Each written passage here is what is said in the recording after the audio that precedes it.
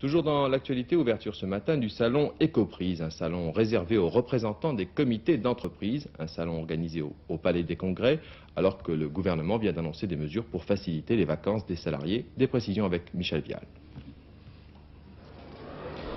Conséquence logique du plan de rigueur et des restrictions budgétaires pour les voyages à l'étranger. Les touristes devraient être cette année plus nombreux que jamais en France. D'où la campagne lancée hier par le secrétariat d'État au tourisme pour convaincre que les vacances en France ne sont pas forcément une punition, pour développer les capacités d'hébergement et multiplier les services de promotion des richesses touristiques nationales. Cette campagne est également destinée à mieux mettre en valeur l'apport économique du tourisme dans des secteurs d'activité toujours en bonne santé et assurer l'accès de tous aux vacances. Parmi et avec les associations touristiques et les différents prestataires de services, les comités d'entreprise seront donc à même de faire connaître l'ensemble des informations relatives à cette campagne et à l'un de ses atouts majeurs, le chèque vacances.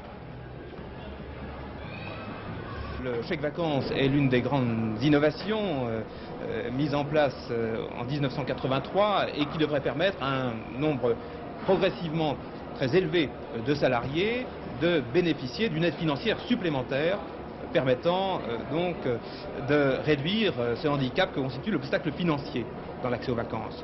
Et par conséquent, au fur et à mesure que le chèque vacances, complété par des initiatives en matière d'information touristique avec le concours de l'Agence nationale d'information touristique en particulier, devrait permettre aux comités d'entreprise et à l'ensemble des salariés bénéficiant des services des comités d'entreprise de mieux préparer leurs vacances.